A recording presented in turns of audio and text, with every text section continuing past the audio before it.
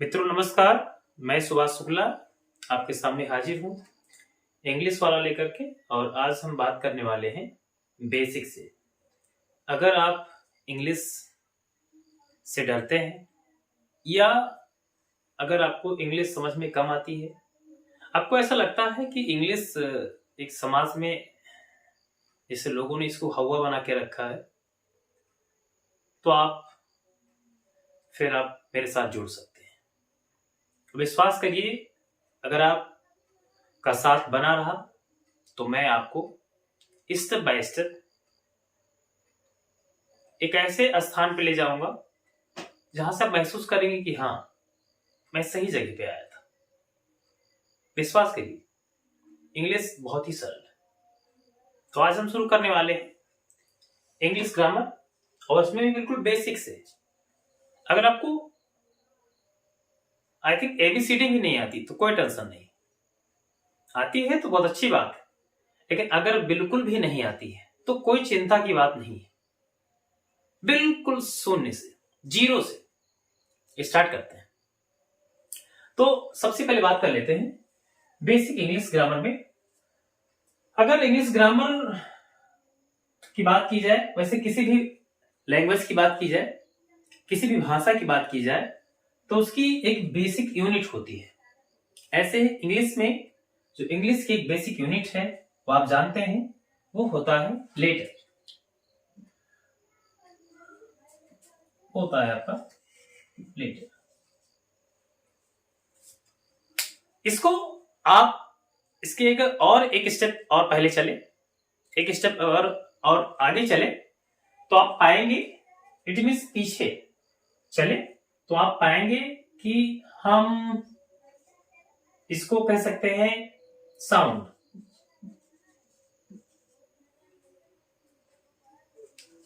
जो भी कुछ आप सीखते हैं किसी भी भाषा में शुरुआती चरण में, उसको हम साउंड कहते हैं। और उसके बाद जो साउंड निकलता है आपकी जुबान से, उसको हम क्या कहते हैं? लेटर कहते हैं। और इसके बाद में फिर इन्हीं लेटरों के माध्यम से हम देख पाते हैं कि हम वर्ड्स का निर्माण करते हैं। तो आप 3 स्टेप जान पाए। जब भी हम किसी भाषा की शुरुआत करते हैं, जब भी किसी भाषा को सीखने की शुरुआत करते हैं, तो हम ये पाते हैं कि सबसे पहले हम उस भाषा में हम उसके साउंड को पकड़ते हैं, हम उसके साउंड को समझने का प्रयास करते हैं। उसकी जो रिदम होती है, वो जो लय होती है, जैसे छोटा सा बच्चा होता है जब वो सीखता है कि how to start, it means जब हम ग्रो कर रहे होते तो हम सबसे पहले क्या पकड़ते हैं, क्या सुनते हैं, क्या सोचते हैं, किसके बारे में? साउंड के बारे में, देन लेटर के बारे में। और अगला जो स्टेप होता है, हम उन्हीं वर्णों से या इंग्लिश में उन्हीं लेटर से हम क्या बनाते हैं? वर्ड्स का निर्माण करते हैं। और वर्ड्स के बाद फिर जो अगला स्टेप होता है वो होता है फ्रेज का। फिर अगला जो स्टेप होता है वो आप पाते हैं कि अगला स्टेप होता है फ्रेज, वाक्यांशों का होता है। तो हम सबसे पहले साउंड मतलब आवाज, फिर letter, it means in Hindi word, the next is word in Hindi शब्द, और फिर अगला जो स्टेप होता है वो होता है फ्रेज, हिंदी में कहते हैं वाक्यांश। और इसका जो अगला स्टेप है वो आप जानते हैं, जो अगला स्टेप होगा उसको हम कहते हैं क्लास। और क्लास के बाद में जो अंतिम स्टेप है उसको हम कह सकते हैं सेंटेंस।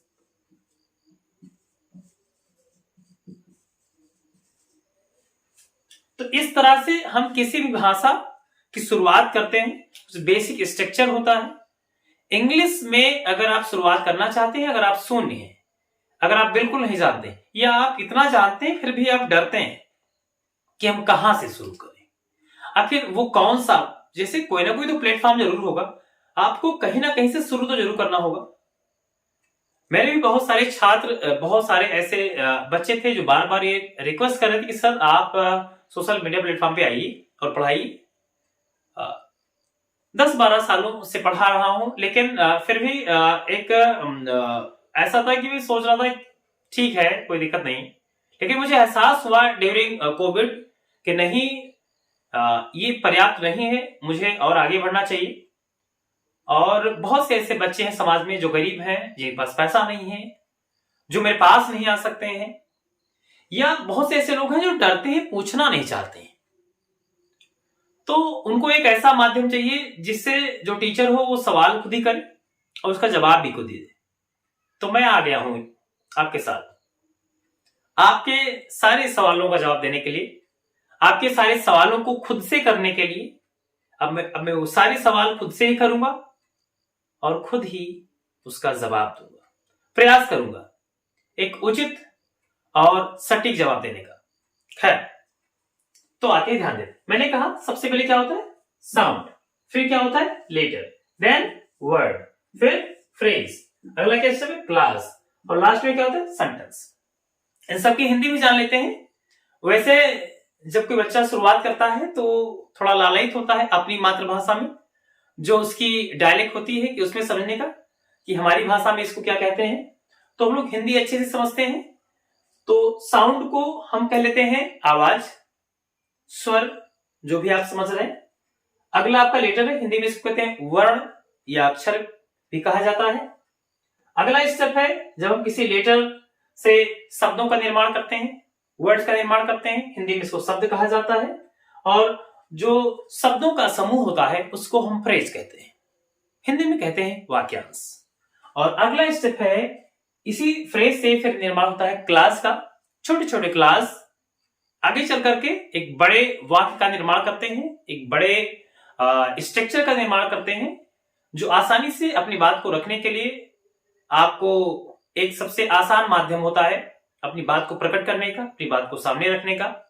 तो अगर आप शून्य से हैं तो बिल्कुल निराश ना हो, मैं बिल्कुल शून्य से पढ़ा रहा हूं। एक एक स्टेप अगर आप मेरे साथ बने रहे कुछ दिनों तक तो विश्वास करिए कि आपको इंग्लिश की ठीक ठाक समझ हो जाएगी। मैं दावा नहीं करता हूं कि आप एक हफ्ते में सीख जाएंगे, एक महीने में सीख जाएंगे। ये कोई रॉकेट साइंस नहीं है, समय लगता है। लेकिन अगर आप निरंतर पढ़ते हैं, अगर आप निरंतर हमारे साथ जुड़े रहेंगे तो मैं आपको विश्वास दिलाता हूं, मैं विस्तार से पढ़ाऊंगा, बेसिक से लेकर के पूरा। आप किसी भी एग्जाम में आप पार्टिसिपेट करना चाहते हैं, चाहे आपका टेट हो, सुपर टेट हो, या एसएससी में जितने सारे एग्जाम होते हैं, चाहे सीजीएल हो, चाहे एसएससी स्टेनो हो, चाहे एसएससी क्लर्क हो, या जो भी और एग्जाम है, चाहे बैंकिंग हो, और या आप 8th या 9th या 10th या फर्स्ट ईयर या इंटरमीडिएट के आप छात्र हो, कोई दिक्कत नहीं है। मतलब इंग्लिश भाषा को अगर आप सीखना चाहते हैं, अगर आप इंग्लिश को सीखना चाहते हैं, अगर आप समझना चाहते हैं कि इंग्लिश क्या है, क्योंकि आप जानते हैं आज के डेट में ग्लोबल लैंग्वेज इंग्लिश सीखना बहुत जरूरी है। और इसलिए मैंने ये एक नया प्रयास शुरू किया है आप लोगों के लिए। मुझे विश्वास है आप सीखेंगे। अगर आपको पसंद आ रहा है तो आप जुड़िए और सीखिए ठीक से, विश्वास करिए।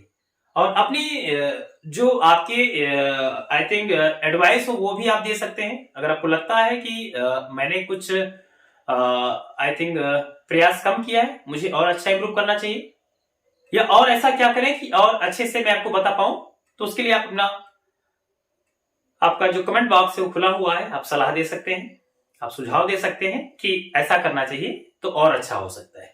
तो मैं आपके सलाह को और आपके सुझाव को आई थिंक एक्सेप्ट करूंगा और बहुत अच्छे से उसको फॉलो करूंगा, प्रयास करूंगा कि आपकी बात को और अच्छे तरीके से सीख करके बताया जा सके। ओके, अगले वीडियो में मैं विस्तार से आ रहा हूं, बिल्कुल बेसिक से। सबसे पहले साउंड की बात करेंगे, फिर लेटर की बात करेंगे, देन वर्ड की बात करेंगे, फिर हम फ्रेज की बात करेंगे, फिर क्लास की बात करेंगे, और लास्ट में सेंटेंस की बात करेंगे।